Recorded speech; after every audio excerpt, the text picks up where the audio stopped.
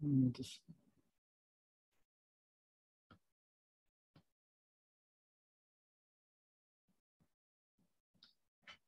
ইঞ্জিনের প্রতি স্তরে সংকোচন ও প্রসারণের অনুপাত হচ্ছে 1:2।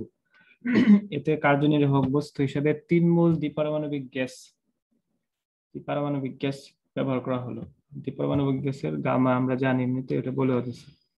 প্রশ্ন হচ্ছে কার্নো চক্রের লেখটি এ হতে বি বিন্দুতে কৃত কাজ হিসাব করো। আর পরেরটা হচ্ছে ইঞ্জিনের দক্ষতা 30% এর বেশি কি না, সম্ভব কিনা এটা।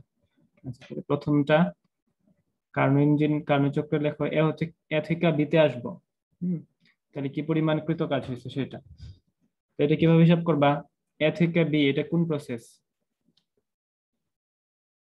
কার্নো চক্রের এ থেকে বি সমুষ্ণ প্রসারণ, তাই তো? আচ্ছা, তাহলে সমুষ্ণ প্রসারণ বুঝলাম, মানে হচ্ছে আয়তনের সম্প্রসারণ হচ্ছে। আয়তনের সম্প্রসারণ কেমন করে হচ্ছে এই কথাটা বলে দিচ্ছে। প্রথমে আয়তন V1 ছিল, এরপর আয়তন যে V2 হয়েছে, এই দুটার মধ্যে একটা সম্পর্ক বলা আছে যে কার্নো চক্রের প্রতি স্তরে, মানে যখনই সংকোচন প্রসারণ হইব অনুপাত হচ্ছে 1:2, মানে আগেরটা যা হইব পরেরটা হইব তার দ্বিগুণ। ঠিক আছে, যদি সম্প্রসারণ হয় তাহলে সম্প্রসারণ দ্বিগুণ হইব, যদি সংকোচন হয় তাহলে সংকোচনও দ্বিগুণ, মানে আর কি অর্ধেক হয়ে যাইব। ঠিক আছে, যখন V1 থেকে V2 তে যাইতেছে তার মানে আয়তনের প্রসারণ ঘটতেছে, তাই তো? তার মানে এই এই কথা থেকে আমরা ইজিলি বলতে পারি যে V2টা এটা আসলে 2V1। ঠিক আছে, এরপরে যদি বলি V3 কত, V3 কত বলতে পারবা? V3, এই যে V2 থেকে V3 ও কি সম্প্রসারণ হয়েছে, তাই তো? প্রসারণ হয়েছে, যে প্রসারণের অনুপাত হচ্ছে 1:2, তার মানে আগেরটা যা পার্টটা হচ্ছে তার দ্বিগুণ। ঠিক আছে, তার মানে V3 কি 2V2, তাই না? আগেরটার দ্বিগুণ। এখন আমি যদি বলি V4, V4 কি 2V3 না, V3/2। এখন হচ্ছে এই V3 থেকে যখন V4 এ যাইব, V3 থেকে যখন V4 এ যাইব তখন তো সংকোচন হচ্ছে, তাই না? তাহলে সংকোচনটা দ্বিগুণ হইব। সংকোচন দ্বিগুণ হওয়া মানে কি আগেরটার অর্ধেক হয়ে যাবে, তাই না? এই দুই ক্ষেত্রে এই দুইটার মধ্যে প্রসারণ ঘটছে, এই যে প্রসারণ ঘটতেছে, বড় হইতেছে, পরে তো সংকোচন ঘটছে। সংকোচন ঘটা মানে সংকোচন দ্বিগুণ, তার মানে কি অর্ধেক হয়ে গেছে, তাই তো? V4 হচ্ছে V3/2। যদি বলি আবার V4 থেকে V1 এ সংকোচন হয়েছে, তার মানে V4/2। ঠিক আছে, এই কথাটার মিনিং হচ্ছে এটা, এটা খেয়াল রেখো। সবসময় এই কথা বলে দিব না যে আয়তন দ্বিগুণ হয়েছে, এটা হয়েছে, এটা না বলে এভাবে সুন্দর করে বলা থাকে যে সংকোচন প্রসারণ অনুপাত হচ্ছে 1:2 বা সামথিং। এটার মানে হচ্ছে সংকোচনের অনুপাত 1:2। যদি সংকোচন হয় তাহলে আগেরটার আয়তন যা হইব পরেরটার আয়তন তার অর্ধেক হয়ে যাবে। ঠিক আছে, আর যদি প্রসারণ হয় তাহলে আগেরটার আয়তন যা পরেরটার আয়তন তার দ্বিগুণ হয়ে যাবে। ঠিক আছে, তাহলে এখান থেকে আমরা আয়তনের ব্যাপারটা পাইলাম। এখন কার্নো চক্রের লেখ থেকে এ থেকে বি বিন্দুতে কৃত কাজ।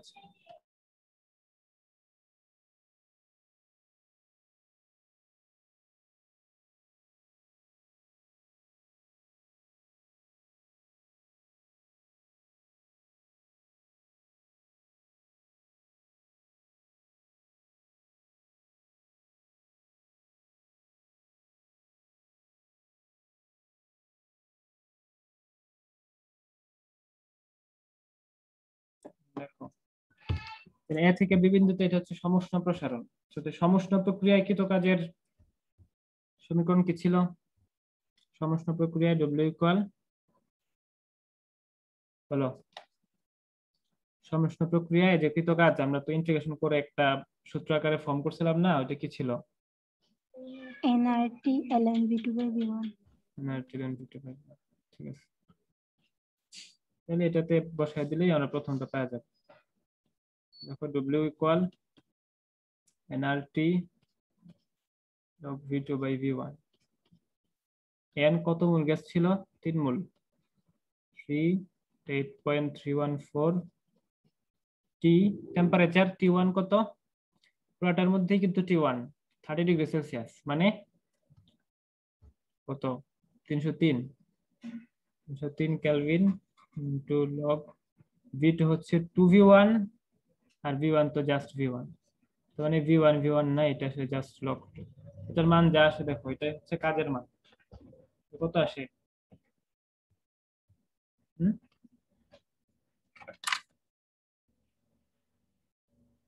log 2 303 into 8.314 এটা হচ্ছে 3 তোমার সামনে ক্যালকুলেটর নিয়ে বসছো না?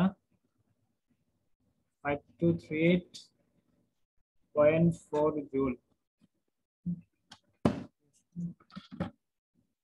এরপরে আরেকটা প্রশ্ন হচ্ছে উদ্দীপকের প্রদত্ত ইঞ্জিনের দক্ষতা 33% এর বেশি হওয়া সম্ভব কিনা। এখন এটা বলে দিচ্ছে এটা হচ্ছে কার্নো ইঞ্জিন, ঠিক আছে, এটা কার্নো ইঞ্জিন।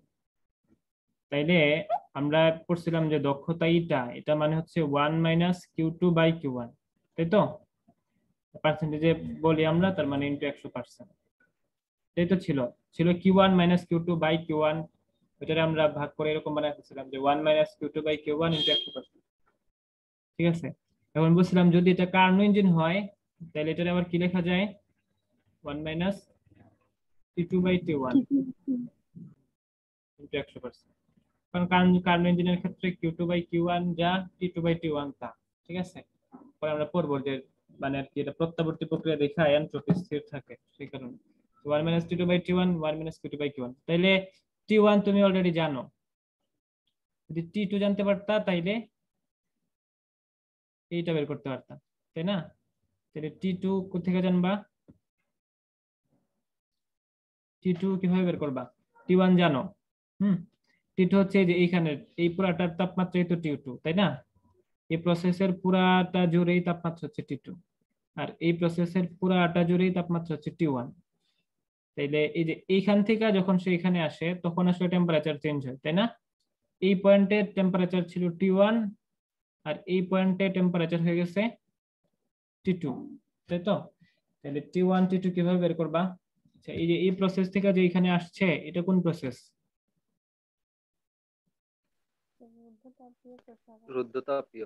রুদ্ধতাপীয় প্রসারণ। তাহলে রুদ্ধতাপীয় প্রসারণ তুমি তাপমাত্রা বের করবা, আয়তনের মধ্যে সম্পর্ক কিন্তু জানো, তাই না?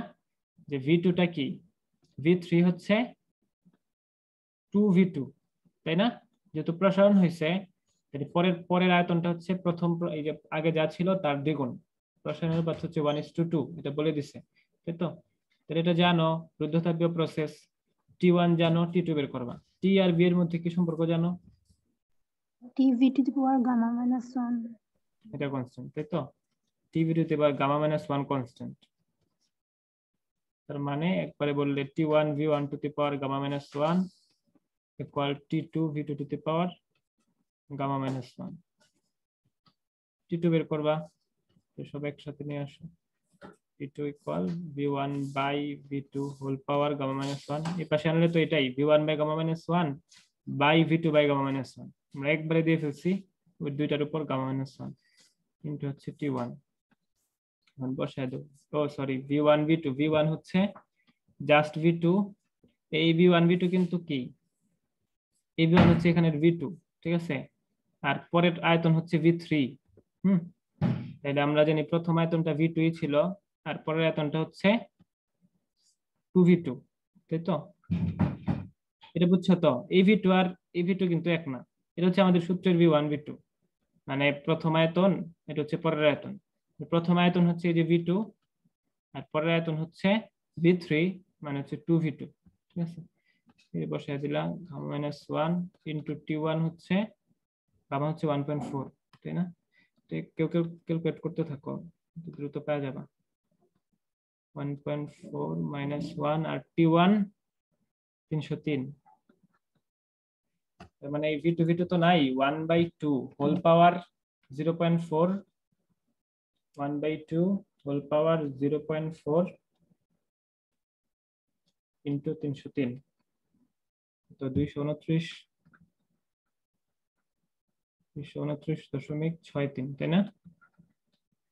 এত কেলভিন। তাহলে পাই গেল T2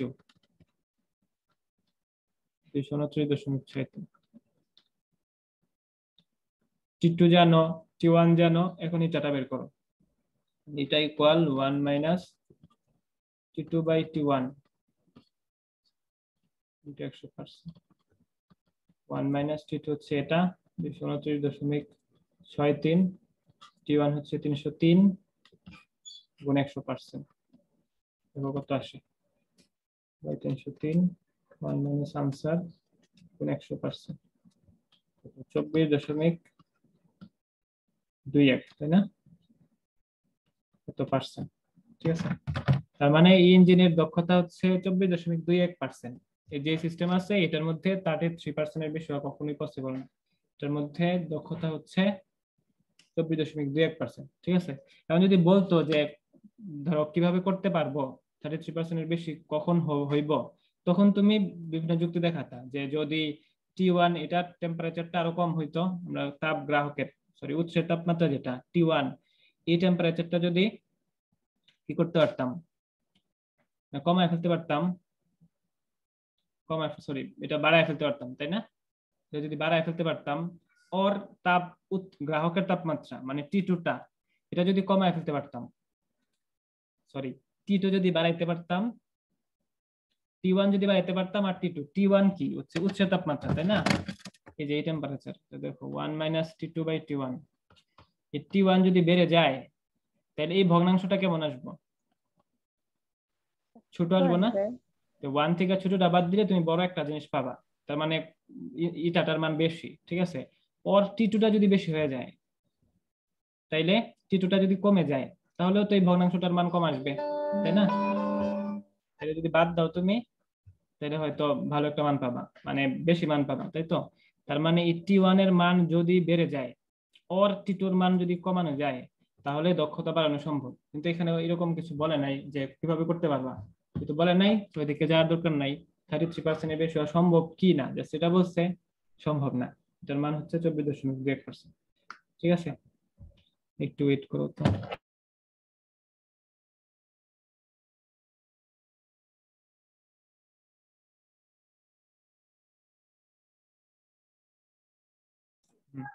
বুঝছো এটা কি বুঝো নাই? মনে হয় বুঝছো। এরপরে সোজা আর দুইটা প্রবলেম আছে, তো যাই যে এটা বলো তো কেউ। তাপ ইঞ্জিনের দক্ষতা হচ্ছে 80%, দক্ষতা দিয়ে দিছে গ্রাহকের তাপমাত্রা 127°C, মানে এটা কি T2, তাই তো? T2 দিয়ে দিছে উৎসের তাপমাত্রা T1 কত, এটা কিভাবে করবা? তাপ ইঞ্জিন বলতে এটা যদিও বলে নাই, মানে কার্ন ইঞ্জিন বলে নাই, তোমাদের আগেই বলছিলাম যে সব ক্ষেত্রে বলা থাকে না, যে তুই ওই মানগুলা দেয় নাই তাই তোমার বোঝা লাগবে এটা কার্ন ইঞ্জিন। তাহলে আমরা জানি এটা ইকুয়াল 1 মাইনাস T2/T1, তাই তো? তাহলে এটা হচ্ছে 80%, 80% মানে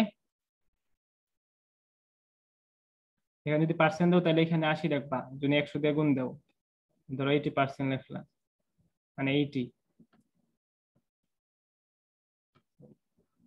এটা ইকুয়াল 80 ইকুয়াল গুণ 100, 80% আর 100%, 1 মাইনাস T2 বাই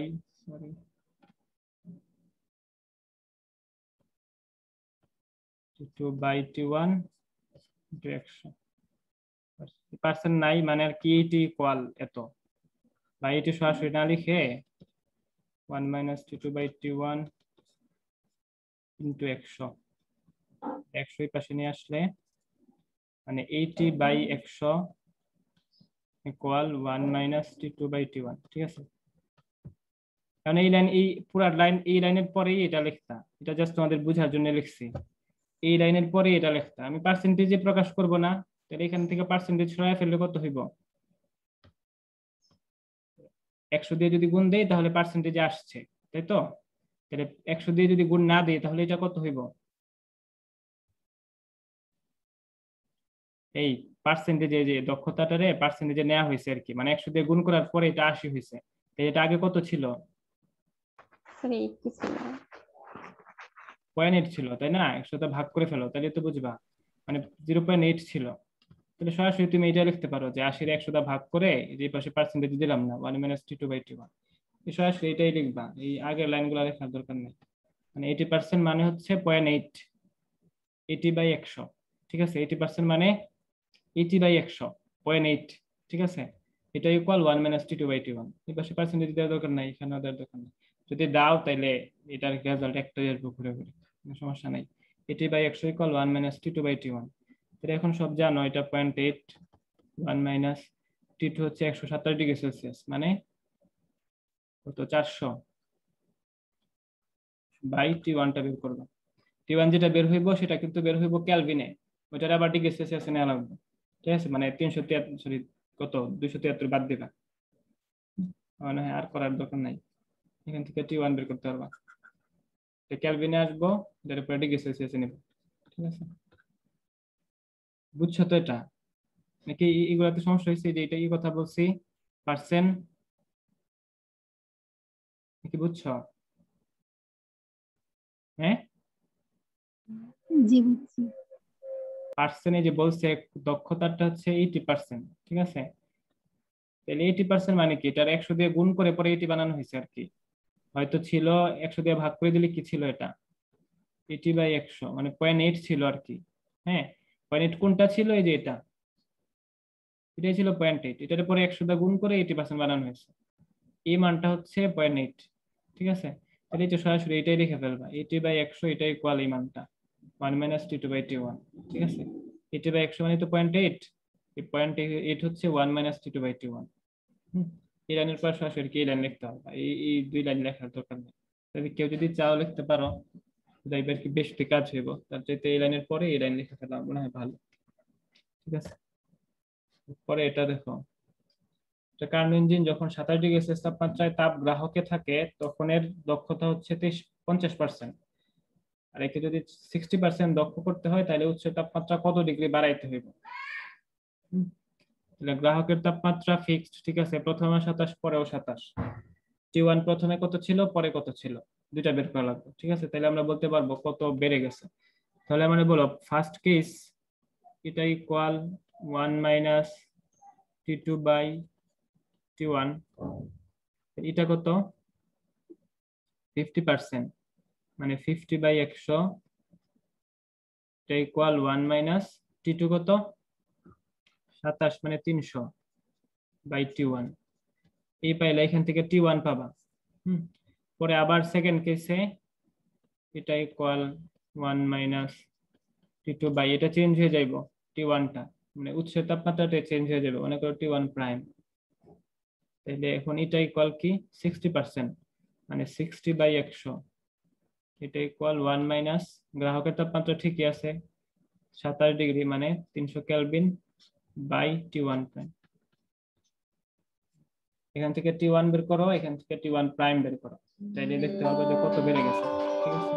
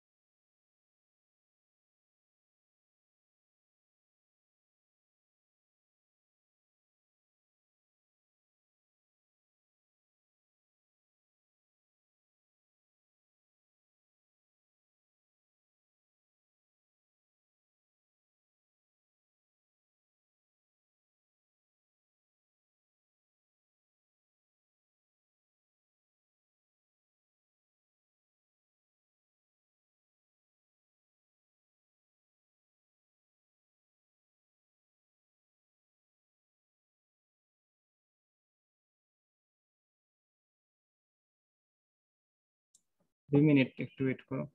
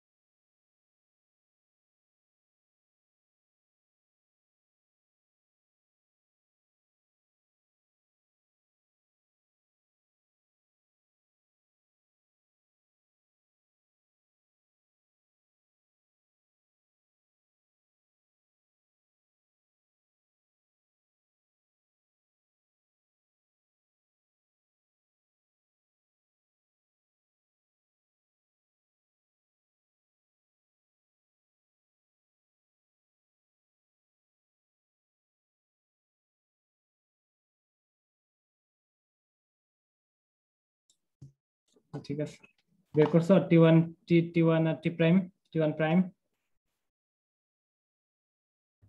তোমরা কি আমার কথা শুনতেছো? তোমরাও কি নাই হয়ে গেছো নাকি, নাকি আছো? জি না, শোনা যাক। শোনা যায়। কতটুকু বানানো লাগবে, এখানে T1 প্রাইমটা বের করবা আর T1টা বের করবা, যেটা যেটা আসবে ওইটা হচ্ছে বাড়াইতে হবে। মনে হয় বুঝছো নাকি? না বুঝছেন কিছু নয়। যে না, আজকের টপিকে যাই। আজকে পড়বো রেফ্রিজারেটর। মানে দুদিন তো বেসিক পড়ছি, ওগুলার প্রয়োগ। তাপ ইঞ্জিন ছিল একটা প্রয়োগ, আর রেফ্রিজারেটর আরেকটা প্রয়োগ। তাপ ইঞ্জিন আর রেফ্রিজারেটরের কাজ হচ্ছে উল্টা। তাপ ইঞ্জিন যেটা করে সেটা হচ্ছে তাপ শক্তিকে কাজে রূপান্তরিত করে, তাই তো? আর রেফ্রিজারেটর যেটা করে সেটা হচ্ছে কাজকে তাপে রূপান্তরিত করে। অনেকটা ওই রকম, মানে সিস্টেমটা টোটালি উল্টা। যেমন আমরা গ্রাফ গুলো উল্টা, পি আর ভি এর গ্রাফ গুলো যেমন এটাতে দেখছিলাম এরকম, কারণ ইঞ্জিনের ক্ষেত্রে এরকম ছিল। প্রথমে এই প্রসেস থেকে এখানে আসতো, দেন এখানে আসতো, পরে এখানে ব্যাক, দেন আবার এখানে ব্যাক। আর রেফ্রিজারেটরের ক্ষেত্রে হচ্ছে টোটালি উল্টা। এটা হয়তো এটা গ্রাফ নিয়ে কিছু আসবো না, ডিটেলস এই গ্রাফের দরকার নাই। এর মধ্যে জাস্ট সিওপি কপ আর মূলনীতিটা আমরা একটু ডিটেলস দেখবো, ঠিক আছে? এটা হচ্ছে টোটালি উল্টা। মানে ওইখানে তাপ শক্তিকে কাজে রূপান্তরিত করা হয়েছে, আর এখানে আসলে কাজকে তাপ শক্তিতে রূপান্তরিত করা হইব। কাজটা করব হচ্ছে আমরা, ওইখানে সিস্টেম নিজে কাজ করতো, ঠিক আছে? আর এখানে কাজ করব হচ্ছে আমরা, আমরা সিস্টেমের উপর কাজ করব। সিস্টেমের উপর কিভাবে কাজ করব? আমরা ওর একটা শক্তি দিব, কাজ হিসেবে ওর একটা শক্তি ইনপুট দিব। শক্তি কোত্থেকে পাবো? তোমরা সবাই খেয়াল করবা যে ফ্রিজের মধ্যে কারেন্ট ছাড়া, বিদ্যুৎ ছাড়া কিন্তু ফ্রিজ চলে না, তাই না?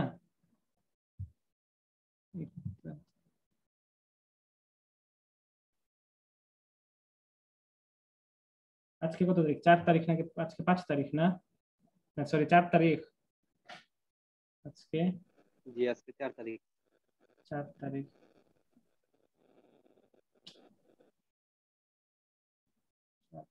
আচ্ছা ঠিক আছে। হুম, তাইলে কি স্টুডেন্টের মা একটা, বুঝছো? ভালো বেসিক পরীক্ষা নিয়ে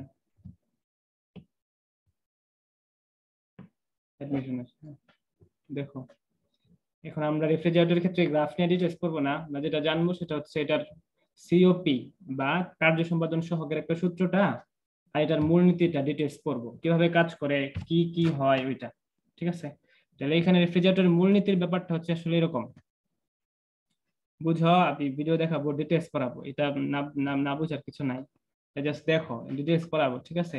প্রথমে ফার্স্ট যে কাজটা হয়, এখানে একটু উল্টা করে দেওয়া হয়েছে।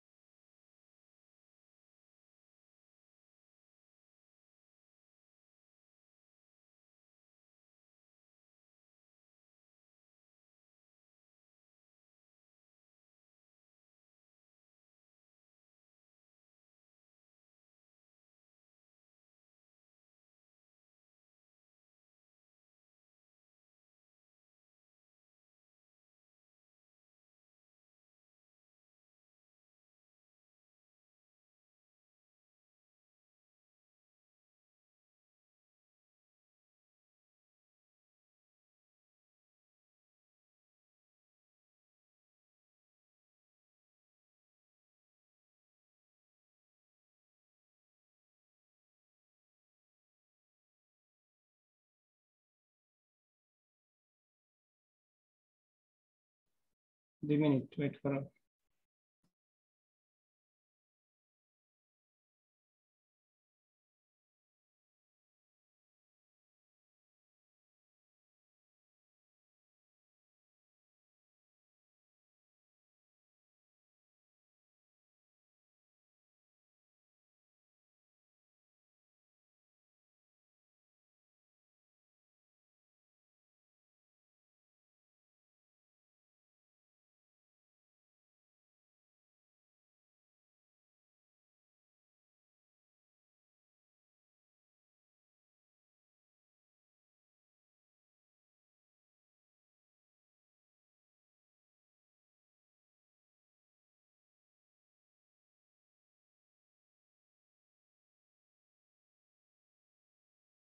সরি শেষ হয়েছে। আচ্ছা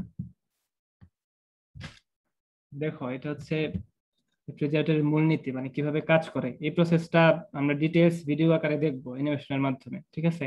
এখানে জাস্ট দেখো কথাটা, পরে আমরা ডিটেইলস বুঝবো। এখানে যেটা হয় ওরা একটু উল্টা করে দেখাইছে। আচ্ছা দেখো উল্টা করে দেখালে বুঝবা। প্রথমে এটা যেটা হয় মানে এটা বুঝাচ্ছে আমরা যা করি সেটা হচ্ছে রেফ্রিজারেটরের ভেতরে তো খাবার থাকে, তাই না?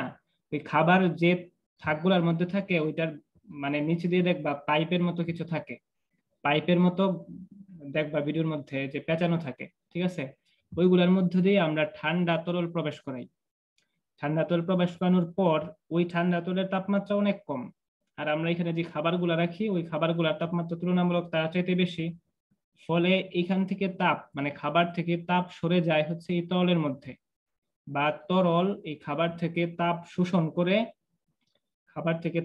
করে উত্তপ্ত হয়ে যায়। উত্তপ্ত হয়ে যাওয়ার পরে সেকেন্ডে যেটা হয় সেটা হচ্ছে এটা আমরা একটা কম্প্রেসারের মধ্যে দিয়ে আমরা দেখবো, এটার মধ্যে কম্প্রেসারের মধ্যে দিয়ে যখন প্রবেশ করাই ওইটা বাষ্পে পরিণত হয়। বাষ্পে পরিণত হওয়ার পরে এটারে আমরা বলি ঘনীভবন কুণ্ডলী, মানে ফ্রিজের শেষের দিকে থাকে। এখানে এসে বাষ্প থেকে কিছু তাপ সরে যায়, ফলে বাষ্পটা হয়ে যায় ঠান্ডা। এই ঠান্ডা বাষ্প দেন আবার আমরা একটা কম্প্রেসারের মধ্যে দিয়ে প্রবেশ করাই, উচ্চ চাপে এটারে আবার তরল বানায় ফেলি, ঠিক আছে? এই তরলকে আবার এই খাবারের মধ্যে দিয়ে প্রবেশ করাই, বারবার এই সাইকেলটা ঘুরতে থাকে। তোমরা ওনার ব্যাপারটা বুঝো নাই, এখানে না বুঝলেও সমস্যা নাই, আমরা ভিডিও আকারে অ্যানিমেশনের মাধ্যমে টোটাল ব্যাপারটা দেখবো।